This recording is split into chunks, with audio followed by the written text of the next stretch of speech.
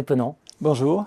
Hervé Penant, vous êtes professeur des universités, vous êtes directeur de Toulouse School of Management. Alors Toulouse School of Management, c'est l'IAE de Toulouse, devenu Toulouse School of Management, parce que c'est une grande école de management à l'intérieur d'une grande université de recherche, l'Université Toulouse-Capitole.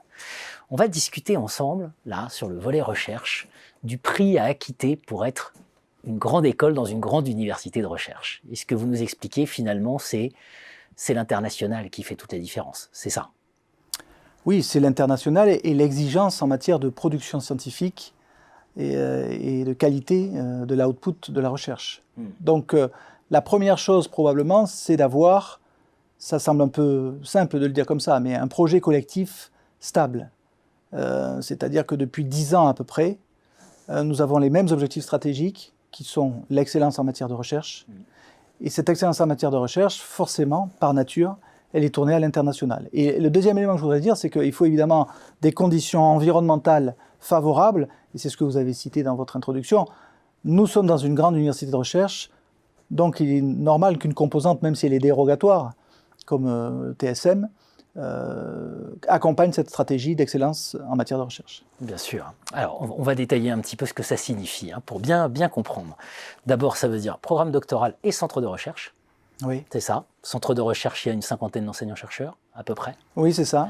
Des chiffres qui sont impressionnants, quand même. 70% des articles, donc 200 articles publiés en 5 ans. Sur les 5 dernières années, oui. 5 dernières années, c'est ce que relève le HCRES. Oui, c'est ça. 70% de rang 1 et 2. Donc, pour ceux qui connaissent mal, c'est le top. Les meilleures revues. Oui, alors les meilleures revues académiques, oui. Peut-être préciser deux choses. Vous avez tout à fait raison, il y a 2 véhicules, le laboratoire et l'école doctorale. Alors, commençons peut-être par l'école doctorale, parce que c'est la première chose qu'on a essayé de faire, c'est de mettre en place un programme doctoral aux normes internationales. C'est-à-dire un programme doctoral qui intègre le fameux master recherche. Excusez-moi, c'est un peu technique, mais je pense que ceux qui nous regardent connaissent ces sujets-là. Donc, le master recherche est géré au sein de l'école doctorale.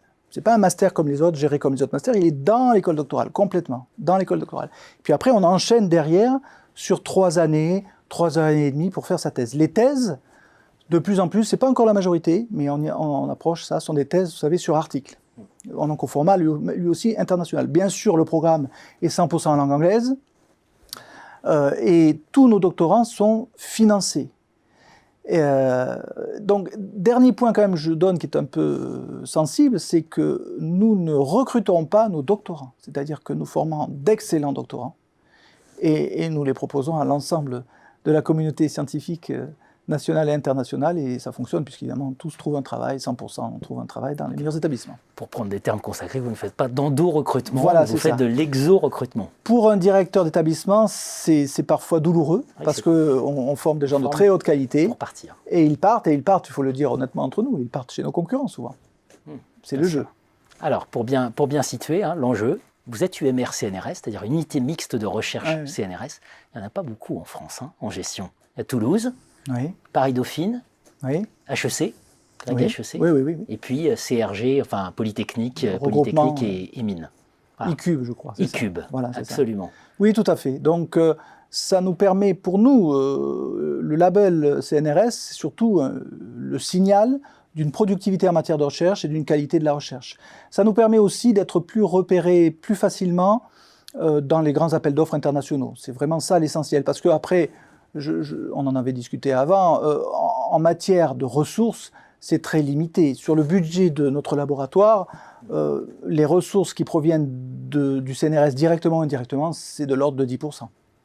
C'est de l'ordre de 10%. Là où, à l'inverse, c'est en gros 55-60% qui viennent de l'école. Oui, en introduction, lorsque vous disiez une grande école au sein d'une université de recherche, une grande école centrée sur la recherche, ça veut dire que je dirais presque la majorité de nos ressources sont allouées à la recherche. C'est-à-dire nous générons des ressources par différents canaux, y compris des ressources qui ne sont pas forcément qui viennent de la recherche. Nous générons des ressources et nous les transférons au niveau des activités de recherche. Donc effectivement, je crois qu'on est à 55% de ressources du laboratoire générées par TSM école, j'ai envie de dire.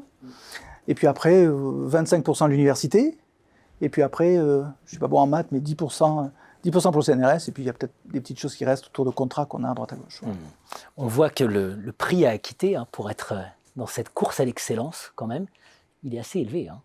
Oui, alors je voudrais surtout dire que c'est un prix psychologique. C'est que ce qui ne se voit pas, et je parle d'ailleurs pour l'ensemble de nos collègues de notre communauté, c'est que la pression à la publication, c'est le prix le plus cher à payer. C'est-à-dire que nos collègues n'arrêtent jamais, je le dis franchement, nos collègues n'arrêtent jamais. C'est-à-dire que lorsque vous êtes dans cette course à la publication, dans les meilleurs réseaux, eh bien, on ne s'arrête jamais. Donc, on est toujours en évaluation, on est toujours en production, de plus en plus, vous le savez, en production collaborative, c'est-à-dire qu'il faut nouer des partenariats avec d'autres équipes de recherche, co-signer les papiers, les sortir, les reviewer, enfin, etc. Et puis, soi-même, participer à ce mécanisme. Donc, donner aussi pour la communauté internationale, donc évaluer des papiers, être présent dans différents instants d'évaluation, c'est un travail considérable. C'est ça, le vrai prix à payer. Après, les règles de management, les règles de gestion des carrières, certes, c'est coûteux, c'est plus coûteux que le dispositif classique, je dirais, mais c'est moins coûteux que l'investissement et l'engagement de nos collègues dans ces activités. C'est remarquable, je le dis très franchement. Je le dis tout de plus que moi, je ne travaille pas sur ces activités-là, mais voilà. Bien sûr, on sait qu'un des grands critères, c'est l'international.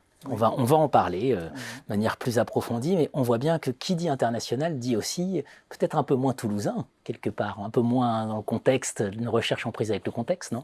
Vous évoquez l'anglais, les papiers sur articles, production rang. Oui, alors c'est un vrai débat peut-être sur... Oui, il y a peut-être un débat dans les écoles de management, dans les business schools, on le voit, entre la recherche académique, scientifique sur des revues de haut niveau et l'éternel débat... je dirais le caractère managérial, pratique de la recherche. Bon, vous comprenez que nous, on a une position très arrêtée sur ça. C'est très difficile de tout faire à la fois. On privilégie effectivement l'excellence académique, ça c'est vrai. Mais plusieurs collègues le diraient mieux que moi, on considère qu'un très bon travail scientifique a nécessairement des retombées managériales. Dans les différents départements, on a 5 départements, mais que ce soit en finance ou en marketing, on a des choses très directes qui intéressent les managers ou les marchés. En marketing, on parlait des problèmes de fausse communication digitale, de comportement du consommateur. En finance, on va parler des crypto-monnaies. Enfin, vous voyez, il y a beaucoup de sujets qui sont directement intéressants pour la vie économique. Et c'est vrai qu'on passe l'essentiel de notre énergie à une publication dans les revues scientifiques de haut niveau et on essaye de vulgariser un peu ces travaux, mais on le fait peut-être beaucoup moins que d'autres institutions, c'est certain. Quand on est dans une grande université de recherche, on n'a pas aussi forcément le choix. On est obligé de jouer ce jeu-là. C'est vrai. Merci à vous, Hervé Penant. Merci.